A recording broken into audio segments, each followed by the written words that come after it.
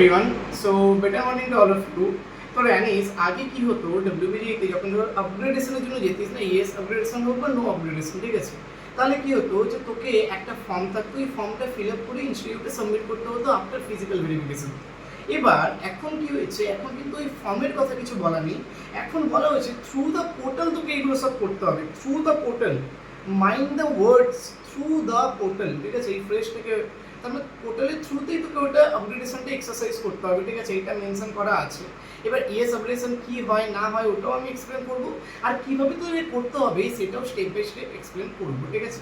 চলে দেখে নেই প্রথম কি আছে। প্রথমে আছে তোর হচ্ছে ইএস আপগ্রেডেশন WE 2026 কাউন্সেলিংয়ের জন্য কি আছে। ইএস আপগ্রেডেশনে কি আছে প্রথমে, যে your current allotted seat will be treated as backup seat. মানে তুই যদি ইএস আপগ্রেড করছিস, তোর যে আগের সিটটা আসবে ওটা ব্যাকআপ সিট হিসাবে থেকে যাবে। যদি আপগ্রেডেড কোনো সিট না পাস তাহলে তোর ওই আগের সিটটাই তোকে চলে আসবে, ঠিক আছে। অ্যালটমেন্ট হবে তোর সেকেন্ড রাউন্ডে চলে যাবি। বেটার সিটের জন্য তোর অপরচুনিটি থাকবে। প্রিভিয়াস সিটটা ক্যান্সেল, যদি আপগ্রেডেড সিটটা পাস বা বেটার সিটটা পাস তাহলে প্রিভিয়াস সিটটা ক্যান্সেল হচ্ছে, আদারওয়াইজ প্রিভিয়াস সিটটা ক্যান্সেল হবে না, আর নতুন সিটটা অ্যালোটেড হয়ে যাবে।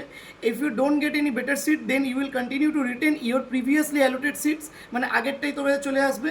আর হচ্ছে এই পুরো 3টে রাউন্ড অবধি তুই এই আপগ্রেডেশনটা করতে পারিস, ঠিক আছে।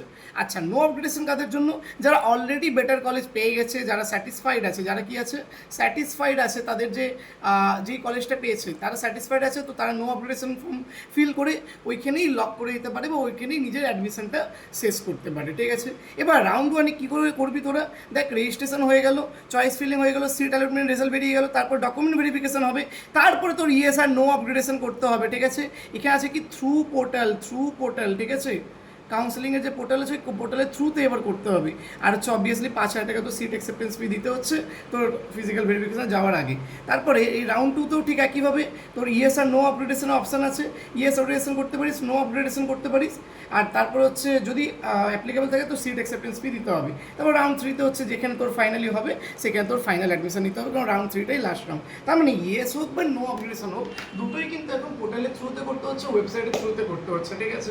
তো এইগুলো এক একটা জিনিস আমি তোদেরকে পুরোপুরি এক্সপ্লেন করে দিচ্ছি। অলরেডি আমরা ডিটেলডে এই যে কীভাবে এই কাউন্সিলিং প্রসেসটা হবে তোদের রাউন্ড 1, রাউন্ড 2, রাউন্ড 3 ডিটেলসে আমি এক্সপ্লেন করে দিয়েছি আমাদের ডিটেল ভিডিওতে, ওইখানে দেখতে পারিস, খুব ভালো ভিডিও হয়েছে।